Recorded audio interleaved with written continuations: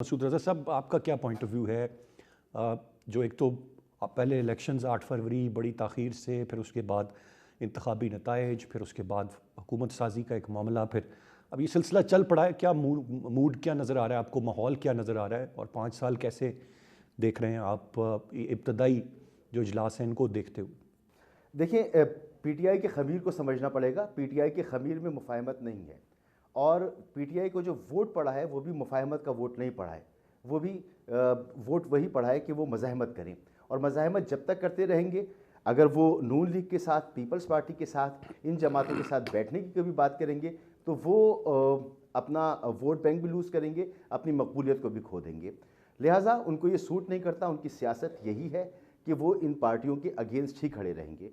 اس وقت ان کی لڑائی جن لوگوں سے ہے اور جن طبقات کے ساتھ ہے، وہ اس لڑائی کو بھی کم نہیں کریں گے، اور اس کی ریفلیکشن ہمیں نظر آ رہی ہے۔ کچھ لوگ جو پہلے پارلیمنٹ میں آ چکے ہیں وہ پارلیمانی نارمز کے مطابق گفتگو ضرور کر رہے ہیں، لیکن پی ٹی آئی کی پالیسی مجھے یہ بنتی نظر نہیں آ رہی کہ وہ مفاہمت کریں۔ مفاہمت نہیں ہوگی تو ظاہر سی بات ہے، پنجاب میں بھی ان کی ایک بڑی اکثریت ہے، مرکز میں بھی ان کی بڑی اکثریت ہے، کے پی کے میں ان کی اپنی حکومت موجود ہے، تو پی ٹی آئی 8 فروری کے بعد پہلے سے مضبوط ہو گئی ہے، اور مضبوط ہونے کے ساتھ ساتھ وہ اپنا بیانیہ آگے بڑھائیں گے۔ ان کے ساتھ اگر حکومت جو بن رہی ہے، شہباز شریف صاحب وہ ریسیونگ اینڈ پر ہوں گے، حکومت ریسیونگ اینڈ پر ہوگی، ایک ایسی حکومت جس کی اپنی اتحادی حکومت کا حصہ بننے کو تیار نہیں ہے، وہاں پر بڑے مسائل موجود ہیں۔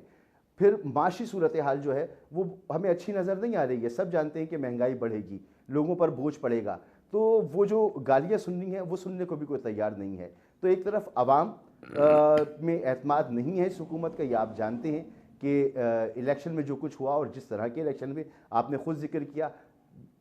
غیر ضروری تاخیر ہوئی، الیکشن سے پہلے سمبل لے لینا، الیکشن سے پہلے پکڑ دھکڑ ہونا، کوئی کیمپین نہ چلانے دینا، کوئی کسی قسم کی آزادی نہ ہونا، پھر الیکشن ڈے تو اسموتھلی گزر گیا، لیکن اس کے بعد جس طرح سے پھر وہ انٹرنیٹ کا شٹ ڈاؤن ہوتا ہے، اور پھر اس کے ساتھ ریزلٹس آنا رک جاتے ہیں، اور پھر فارم 45 اور فارم 47، اور پھر یہ صورتحال، تو پہلے دن سے جب سے یہ کارروائیاں ہو رہی ہیں، پی ٹی آئی کی مقبولیت بڑھتی چلی جا رہی ہے۔ اگر اب بھی حکومت سخت رویہ اختیار کرے گی تو پی ٹی آئی کی مقبولیت بڑھے گی، عوام جو ہیں وہ مزید پی ٹی آئی کا ساتھ دیں گے، حکومت کے لیے مزید مشکل ہوگی، اور اس حکومت کا چلنا ایک معجزے سے کم نہیں ہوگا۔